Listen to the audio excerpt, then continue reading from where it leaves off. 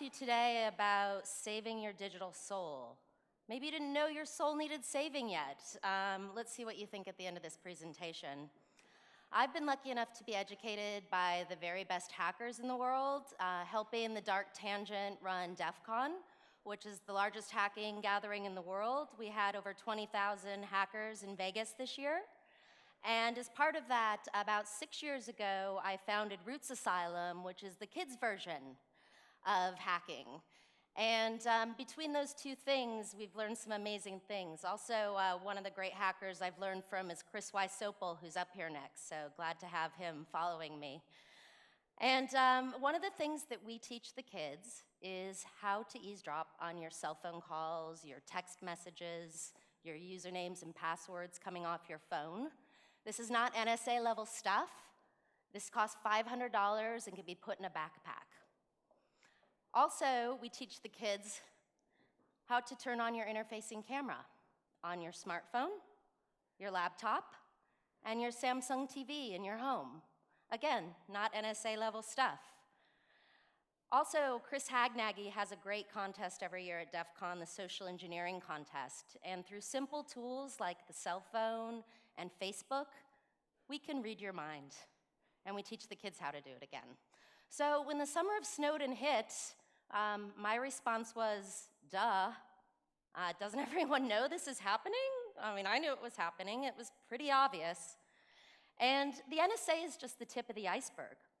It's estimated that there's at least 70 nation states that come to DEF CON every year undercover that are learning the greatest tools and exploits and going back home and using this.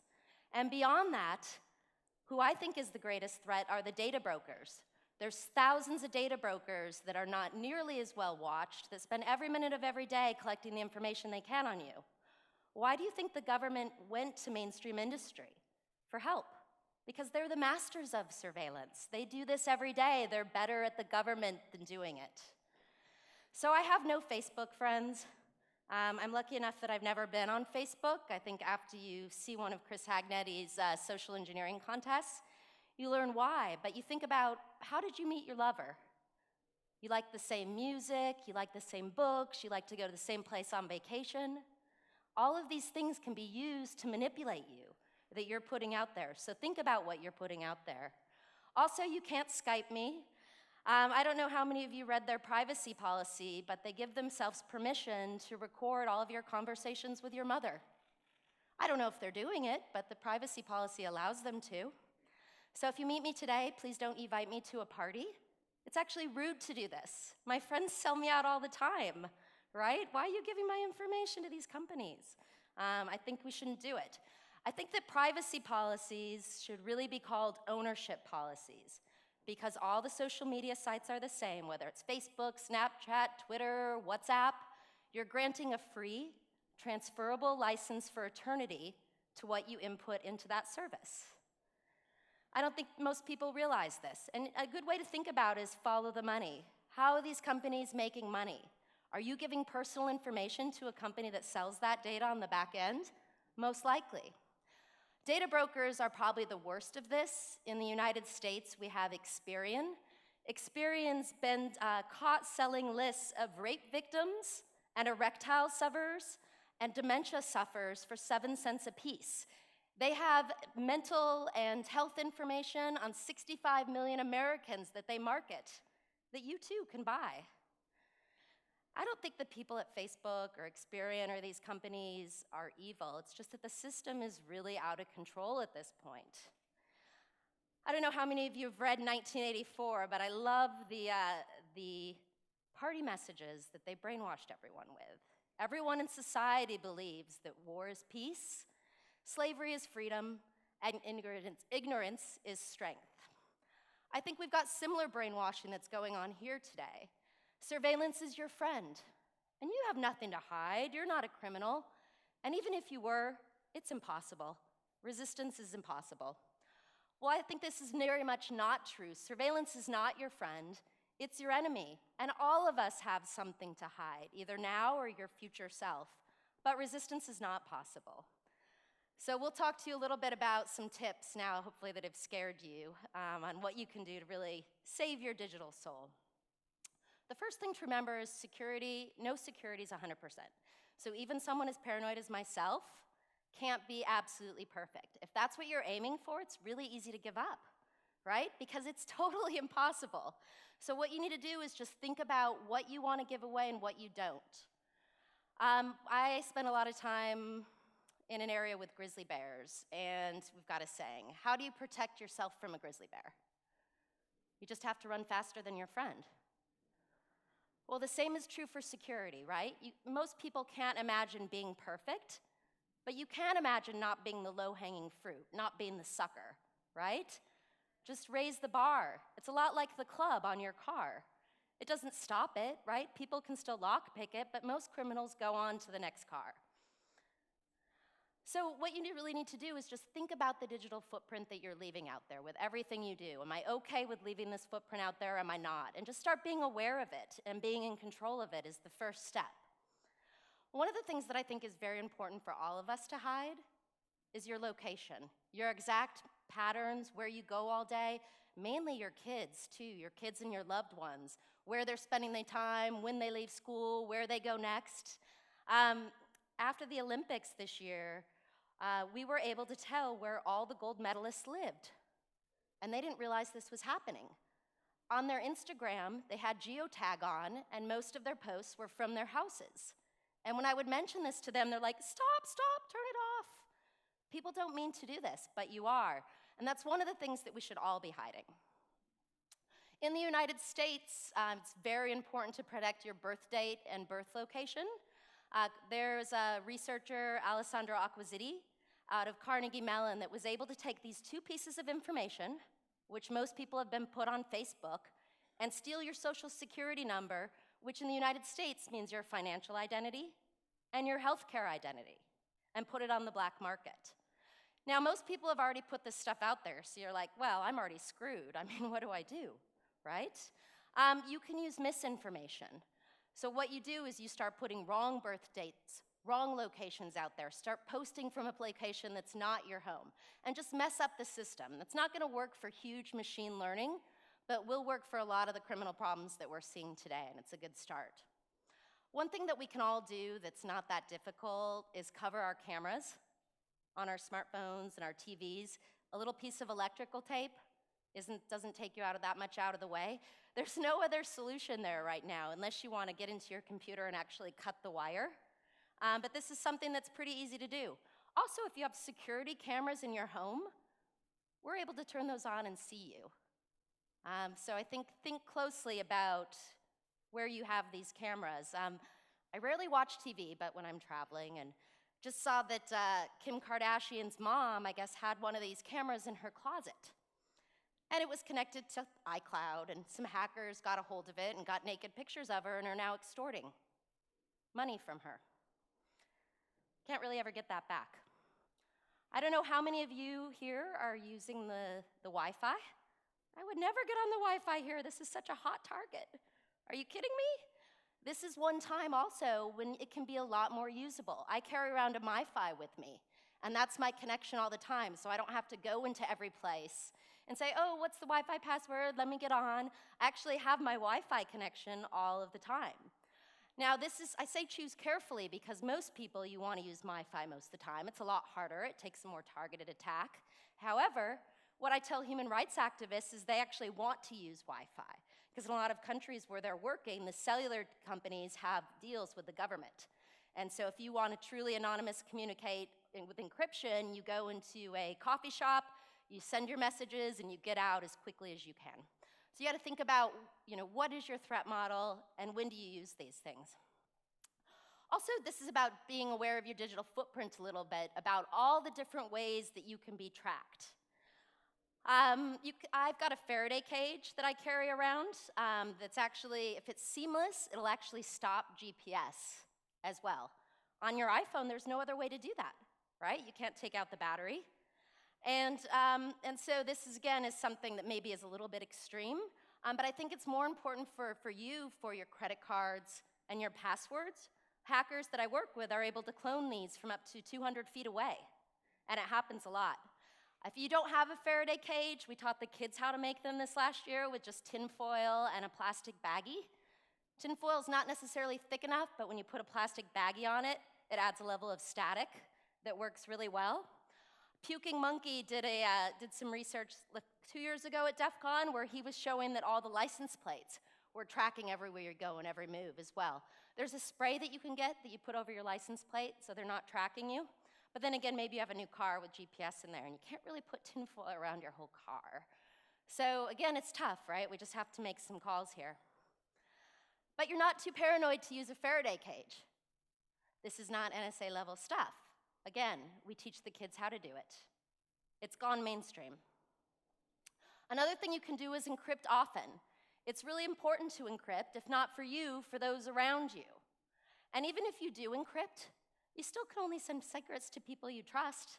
Don't expect to send a message to a spy or a secret to an enemy and have it go away. That's ridiculous. Watch out for metadata. Even if you are encrypting your emails with PGP, you can still tell by someone who they're talking to, when, and how often. And as we've seen, this information alone can actually be much more dangerous than the actual messages that you have. If this is all a little overwhelming, Cory Doctorow's book, Little Brother, is one of my favorite. He's an advisor to Wickr. And this is a young adult novel, but it took me about a day and a half to read. And it's an amazing, entertaining story where you learn all of these things through the character and why it's important. Dick Clark is also one of my investors. He was cyber czar in the United States for 3 presidents, and he writes fiction books. I would say these books are pretty right on. Again, an entertaining way to learn the kind of things that I've been taught. We keep a map of the world here that you see. I guess I might have to put UK in the yellow now after this week. I don't know if you've seen the investigative powers bill or Snoopers report that they're pushing in the UK. But what I say to Cameron is, do you really want to be on the yellow team here? Right? Do you know who makes personal encryption illegal? Totalitarian regimes. That's who. Actually, if you map it to the world democracy map, it's about the exact same. So encryption is not a crime. In fact, it's a human right, and it's the most important human right we have for the next 10 years, or I would argue the next century. Luckily, we've got the Universal Human Rights Doctrine, Article 12, protects private communication and correspondence, as well as Article 19. So we already do have some protections out there that we all agree with that are very important for human rights. Also, we're lucky enough in the United States to have a constitution, and we have the First Amendment and the Fourth Amendment that actually very much do protect these. The United States has been getting a really bad rap since Snowden, but in my opinion, we're the country that respects privacy and private communications more than almost anyone, and I expect it to stay that way. Obama recently came out in favor of strong encryption technology like Wickr. And here's the thing, is even if they make it illegal in the UK, what I wrote in my open letter to Cameron, I said, well, don't worry, you could just get a VPN and download it from France, right? And do terrorists follow laws? Are they gonna really listen to the UK laws? I mean, it's absolutely ridiculous. Actually, banning encryption makes us less secure, not more secure. And we're all connected now. We're all one world. You all know, I mean, this technology is inevitable. Kids in China are growing up on Facebook, which is actually a good thing. I think it's bringing us all together. And when we bring everyone together, I think it's really important that we offer these basic human rights to everyone. George Washington started the US Post Office around the time of the Revolution, and he had a theory. He said, I refuse to spy on my citizens and censor information like the Brits do, because in order to have a strong social society, you must have strong social discourse. And this is important no matter what frontier you're in. We're lucky enough to have that in the United States, but there's half of the world that still doesn't have it. And I'm fighting every day to make sure that they get it, and you should too.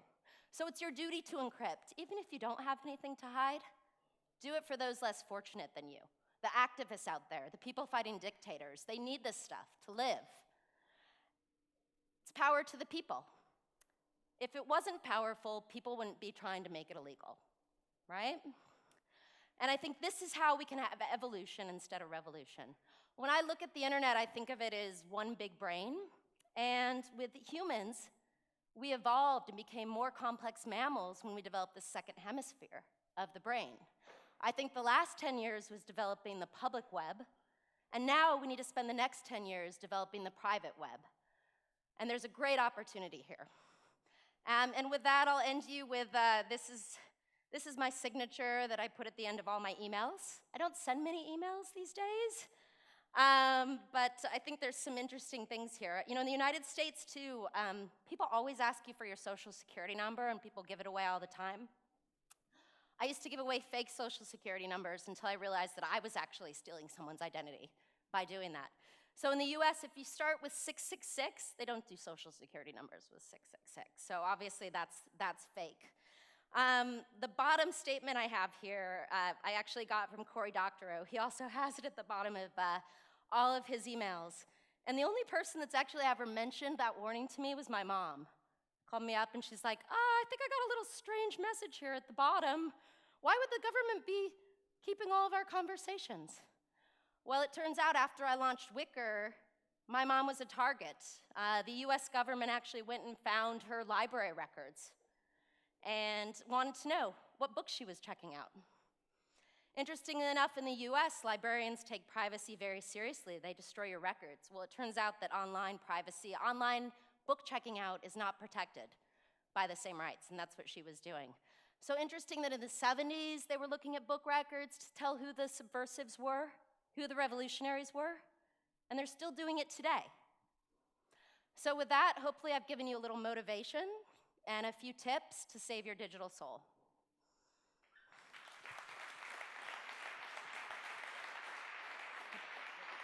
Yeah, sure.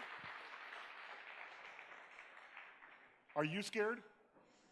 All right, very good. Anybody have any questions? All right, one over here. Of course, you're in the hardest place to get to. And there's a speaker. I have a question about our children. How can we protect our children in this hard age? The children that we optimize the content for kids age 8 to 16. Cory Doctorow had his 4-year-old there lockpicking. A lot of the kids bring their younger siblings, and we found that 4-year-olds can pick a 4-pin lock, which is the main lock that we all use on our front door. That's a great place to get kids just starting thinking about hacking.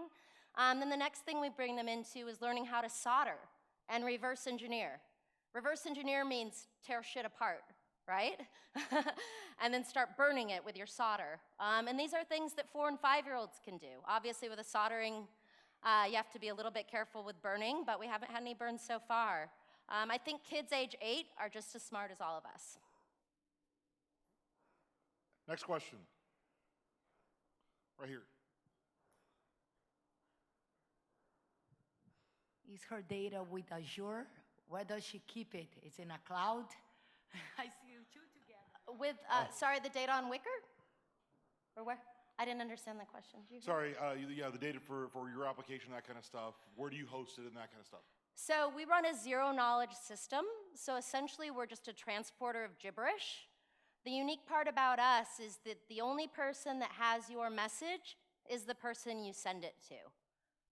And what I learned, that was, again, a great lesson I learned from hackers. About the only way to protect yourself is to not be carrying the data, right? Because every database of gold will be hacked. Hi, sorry. So many tools nowadays are dependent on your data. Do you ever think we'll bridge the gap between convenience and privacy? So what I've seen really is that there's an overcorrection that's going on right now in a couple of different ways, which is we're starting to learn that collecting this data is actually going to cost us more benefit than it hurts. I think Ashley Madison was a perfect example of this. It's not the last company that we'll see go down because of the data. Also, one of the things that I'm seeing with the kids is kids naturally overreact to the generation before them. So I think of skinny jeans to bell bottoms. So what really makes me optimistic is the kids that I work with that are under 18 think it's ridiculous that their parents share so much information on Facebook and give away all this data about themselves. So we're seeing a really optimistic overcorrection happen. Okay, so we have time for one more. Back there. For your Wickr app, there are like many crypto apps now, secure messengers. Is there any like consolidation, audit of the crypto software? Consolidation, no, because the pool's so huge and there's so few of us right now, so we don't even run into each other. I think we're more allies than competitors. Phil Zimmerman, who runs Silent Circle, is a good friend of mine, someone I respect tremendously. There's really only 3 of us out there that use top secret crypto like we do. Whit Diffie was on my team.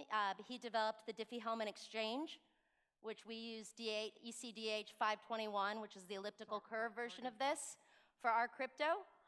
I guess the big difference between us and the other secure messaging apps at this point is we're the only one that hasn't had a 0-day or a successful attack against us. And I think the reason why is because we've got the largest hacker budget in the world. We offer $200,000 to any of you that can compromise our system and help us fix it. Would love for you to do it. We embrace hackers. We also have hackers constantly that we pay to hack us, including Chris Weissopel. He's one of the first people I called to make sure that we were doing our code right. He's a hacker, and we brought him in early on, and I think it's something that we all need to do. So, sorry, my point is, I guess, shouldn't you actually be cooperating? All the 3 or the 4 that you are cooperating, having a common set of library routines around all of this. Yeah, so the code should be much more audited, and maybe stuff that'll be available to a wider audience. Yeah, I agree, actually. Moxie and Phil and I definitely talk about that a lot. We're all pretty small companies at this point, and so it's not something that we've solved yet, but we all do want to work together, and I agree. I think it's important. All right, thank you, everybody.